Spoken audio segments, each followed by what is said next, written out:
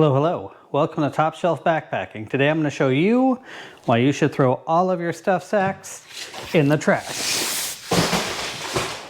Coming up next. Sorry, Hilltop Packs, and maybe not all your stuff sacks, but let me show you the mistake I was making that was costing me a ton of space and added weight in my bag.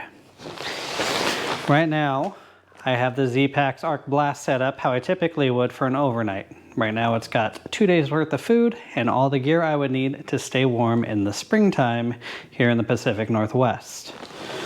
Currently, it is standing at, we are just shy of 25 inches. Let me show you how it's currently packed. So as a backpacker in the Pacific Northwest, rain is always a concern of mine. Because of that, I felt the need to use a water-resistant bag, a waterproof liner, and additional stuff sacks. To be fair, I also thought it would help with organization, but I found over the years that just didn't seem to be the case. So how I used to pack, food bag. This one you do need, because I'm a big fan of hanging these, even if it's just for like mice and small critters. But if you're required to for bears, you definitely want to have something to hold all your smelly stuff together.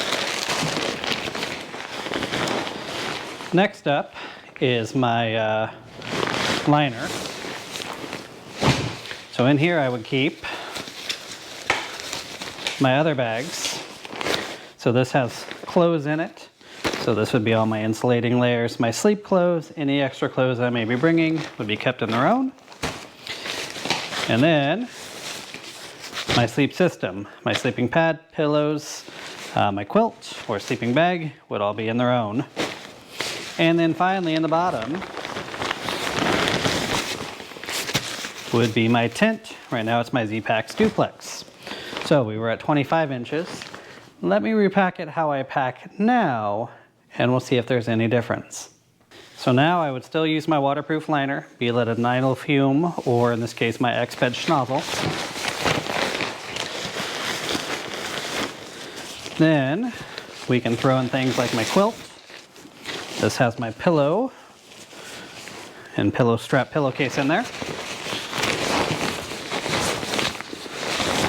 Typically I put these in first because they're the last thing I'm going to want to pull out.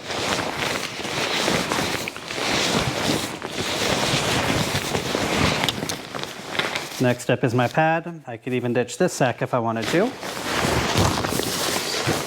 So far looks awfully full, but down compresses.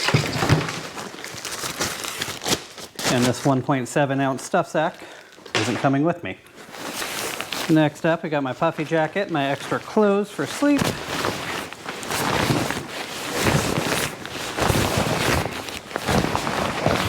Since there's a good chance I'm going to need that insulating layer when I first start setting up camp.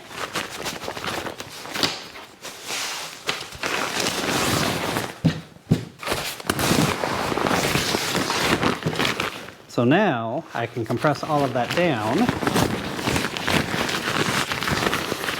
and then roll this closed. Next up would be my food bag, unless I know I'm going to be stopping for lunch first. And then my tent.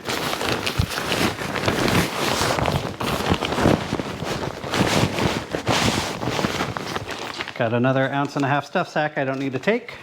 It's over 3 ounces we're saving. And we'll roll this down.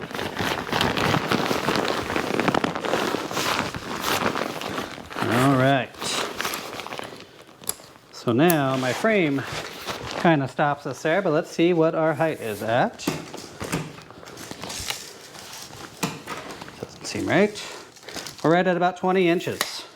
So because stuffing all that stuff in there fills all the little gaps that are left by the stuff sacks, I save a lot of room and a little bit of weight. I was kind of surprised when this 55-liter pack was kind of maxing out for more than 3-day trips. Couldn't really figure out why. Thought I had these really packed down nice and tight, squeeze the air out of them, get them as small as possible. But you still get those little nooks and crannies. Now if I was headed out into a deluge, maybe I would use them, stuff some things, cook pots, that kind of thing around them to take up some of that room if I needed to. On shorter overnights, It's not that big of a deal. The weight isn't a huge thing, but if you're wondering why you can't fit as much into your bag as a lot of other folks you see, maybe it's because you're using stuff sacks. For more information on all the items you see on this channel, visit topshelfbackpacking.com. And until I see you again, cheers.